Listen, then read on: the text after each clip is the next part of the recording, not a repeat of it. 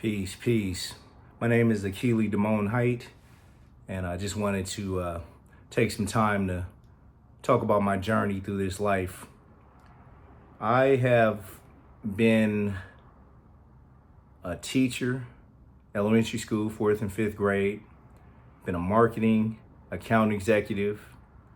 I've been a production assistant, coming out of college and while I was in school, my undergrad. I've been a network administrator, network technician in IT, business analyst, systems analyst, project manager. I worked in many different fields, many different industries, I would say, or vertical markets. So just little background. Born and raised in LA, went to Cal State Northridge, CSUN for undergrad. Started off as a engineering major, switched to business administration after about 3, maybe 4 semesters.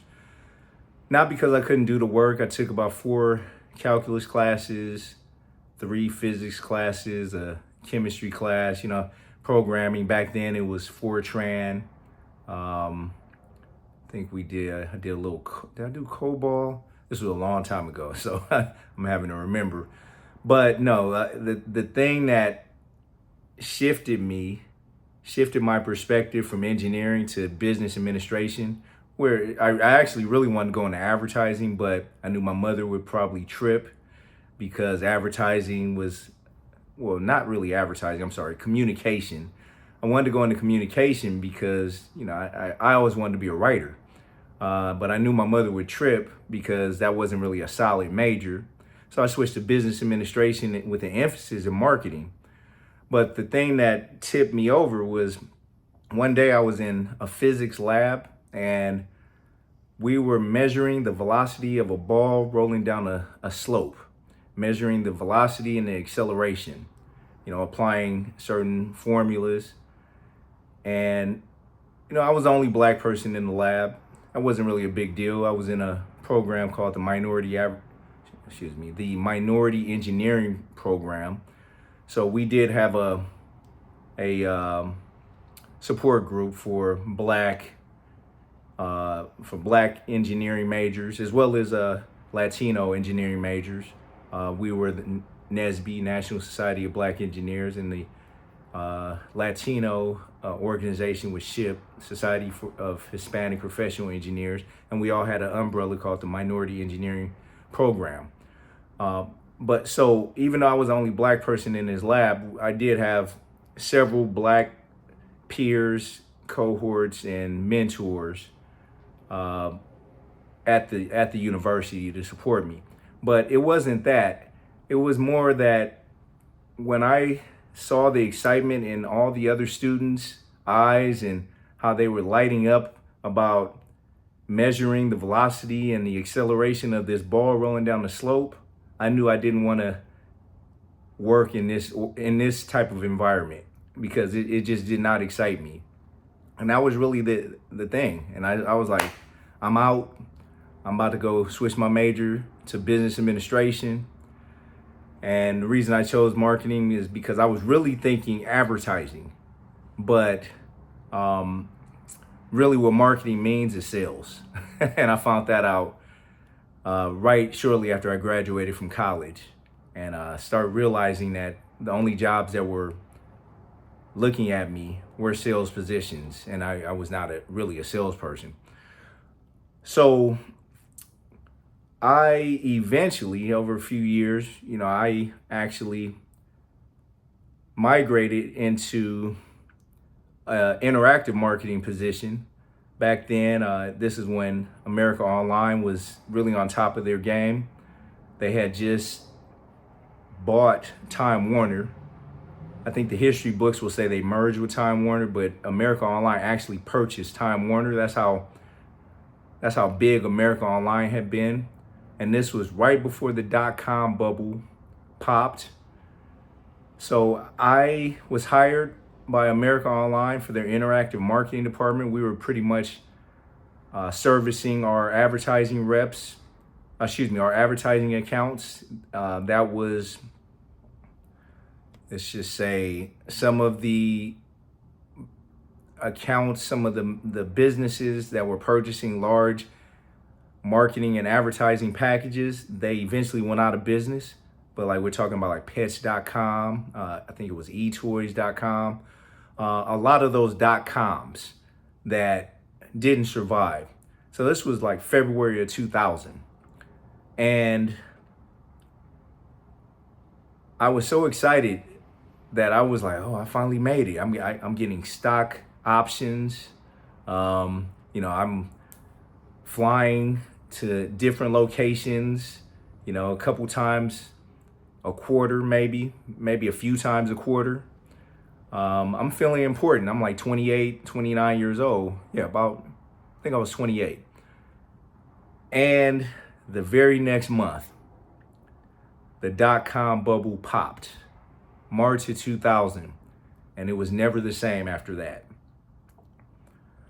So for the next 18 months, just kind of making phone calls to my clients and getting that doo-doo-doo message, after sending them emails and getting the emails bouncing back. And I'm like, wait a minute, what's going on? Finding out that these big businesses that were funded millions of dollars had just gone out of business overnight. And looking at my stock options, they were worthless from day one. I'm thinking at 28, okay, by the time I'm like 32, I'll be able to retire. I'll be able to do whatever I want to do. Because like literally like the wave, maybe 5-6 years before that, the people who came in before that, they were walking away at the age of 28, 29, 30 with these not severance packages, these stock options that had just blown up. So I was like, yeah, I can do that too. Nope. Got in a little too late. So right after that, I was like, well, shit, let me just start living my dreams. Let me, I had taken acting classes, and I was like, I was starting to go on auditions for commercials. Just suffice to say, I wasn't good enough, but I basically had saved up a little money, and I was like, you know what? Let me just walk away from my job. I was married at the time. My wife at the time, she was like, okay, as long as the bills are paid, I will get behind this, because I think she knew that it was just a phase. I just had to do it just to say that I did it and get it over with. But when I walked away, this was August. I walked away from AOL, August of 2001. And we all know what happened September 2001. So within a month, 9/11 happened, and the stock market just collapsed. I mean, it was already bad after the .com bubble popped, but the stock market just collapsed. And then I was like, oh shit, what have I done? Then I remembered I took the CBEST, which was the California Basic Education Skills Test, for a teaching credential, right? So I took that maybe 3 years prior, just to have something to fall back on. So I said, hey, this acting thing obviously is not working out. I had a manager. I didn't have an agent, but, I was pretty much, I was out there auditioning. For the most part, I was just doing, working as an extra on the shows of the day, whatever the shows were. I forgot the names of those shows. That was over 20 years ago. But I was background, playing characters who didn't have any lines. So, I couldn't qualify to get my SAG card because I didn't have any lines. I was just like in the background. But I'm sitting on sets for like 15 hours a day, making minimum wage, I mean, I definitely didn't have time to go on no auditions when I was doing that, right? But even if I did, that wasn't my talent. That wasn't my gift. So I basically started interviewing to be a teacher. And fortunately, I was offered an opportunity to teach, not as a substitute teacher, but as a full-time teacher on an emergency credential. So I taught 5th grade, went to 4th grade the following year, and then went back to 5th grade. So I taught for almost 2 years, I would say about 1.5 years, while I went back to school at night to get my master's degree in IT. So that was really, aside from pledging a fraternity in college, that was probably the most stressful time of my life.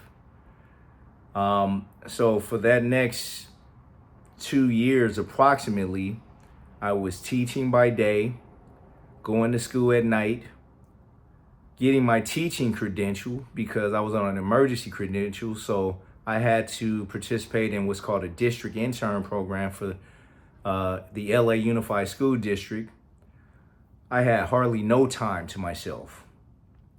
But during that time, I was 31 years old, and I realized that, wow, I can actually apply myself, because prior to this, I was basically a classic underachiever.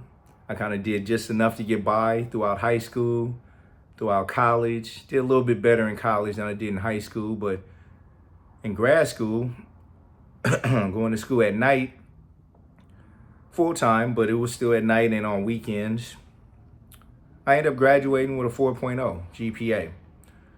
So I didn't, at first I thought everyone in my cohort was getting all A's. I was like, oh yeah, of course. And then I realized I was the only one getting all A's. And I was like, oh damn, I can do that.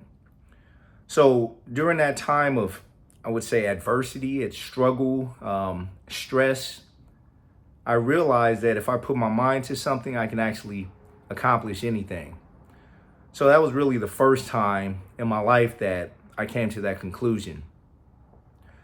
So throughout all this time, I realized that although I went off to start my career in technology,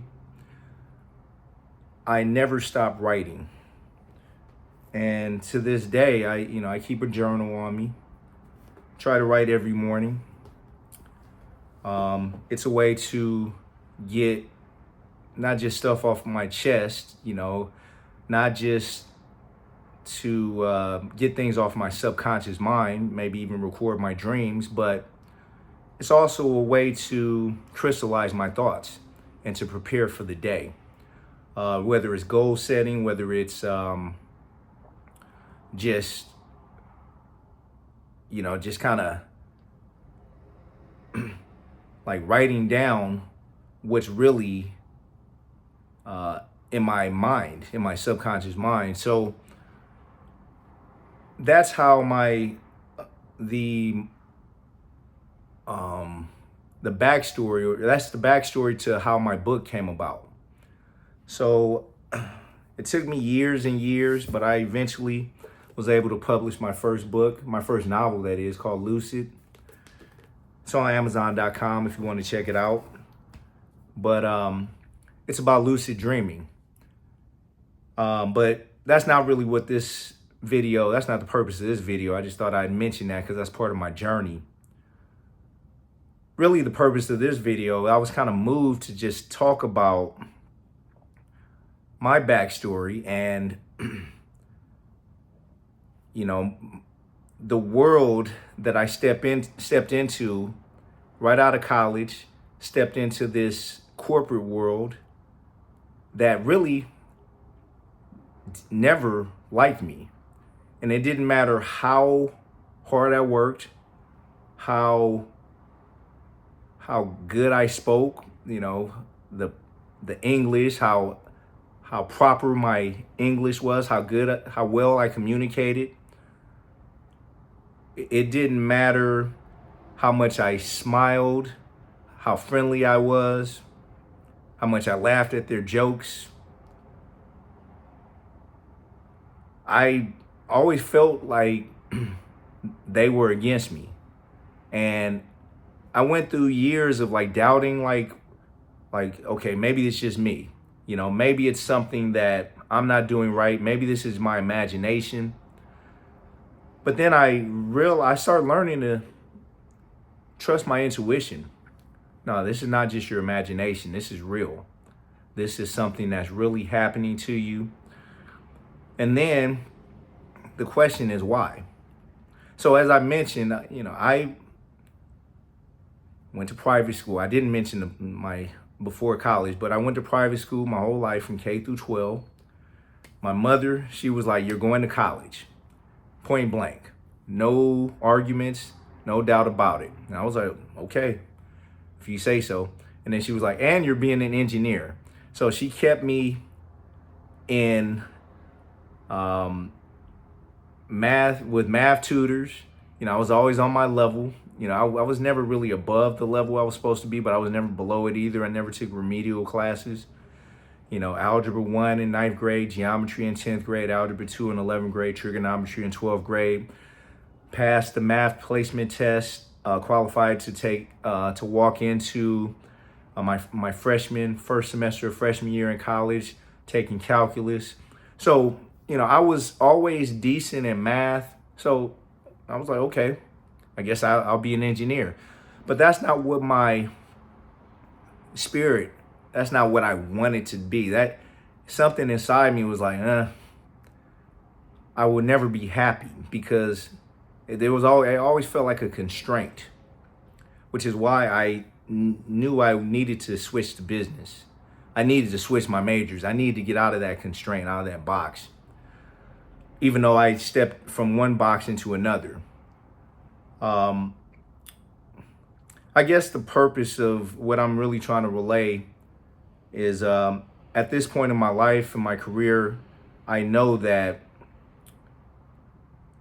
you really have to step out of yourself, step out of that box, whatever box you're in, and become who you're truly meant to be. So for me, I'm still a work in progress, but I think, it's probably my reason for being and the reason I've gone through so many trials in my career, over the last 20 to 30 years of my adult life, of my career. The reason I've gone through this is because although I've never really had a mentor, now I am the mentor. And I feel that I can mentor others who are possibly going through their struggles and basically trying to find their identity in this world. A lot of times, our parents, they have their best interests. They have our best interests at heart. And that doesn't mean that they know who we truly are and what we are really put here to be on this planet. So I just kind of wanted to give some encouragement, and I wanted to share some of my journey because,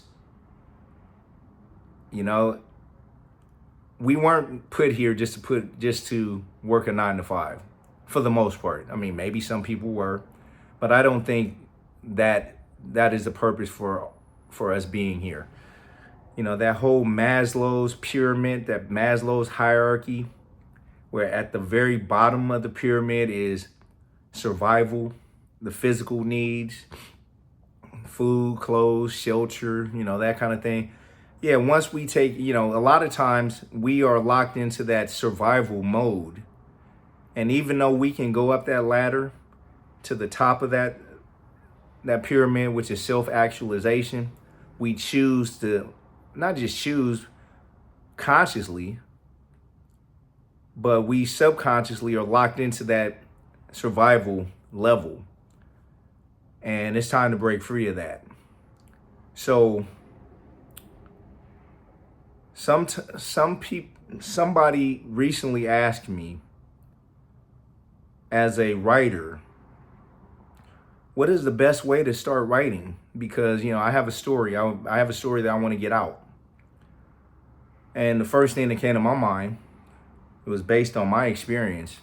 As I mentioned, keep a journal, because you never know what's gonna come out of you. And not just keeping a journal, but there's a process called stream of consciousness writing or automatic writing, where you just kind of write whatever's on your mind and you just keep writing. And ideally you want to write 3 pages in the morning.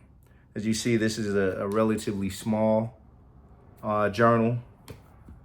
So 3 pages is a little easier than writing on an 8.5 by 11 sheet. But you just want to, you don't want your pen to come off that page until you're done. So you write whatever's on your mind. It's like a writing meditation. Whatever's on your mind, you write it. Even if nothing comes to your mind, you write, there's nothing on my mind. There's nothing on my mind, until something comes to your mind and you start writing about, oh, it's Monday. It's such and such time.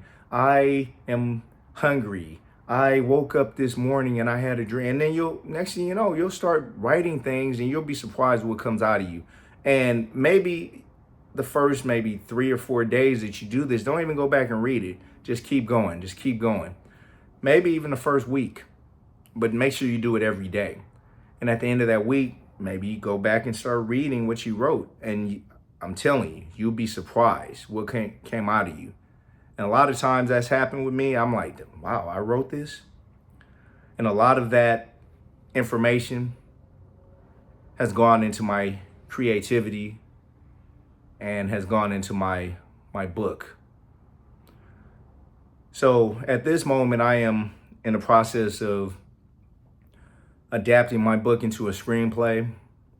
I have also started writing book 2. So the purpose of my life really is to create, communicate, inspire, uplift, and to teach and lead by example. So I'm just going to leave it there for now. I'm going to continue this series of videos, because this is really my next level of expressing myself. This is more of a video journal, and I hope it helps. All right, all. Thanks for listening, and take care, and see you soon.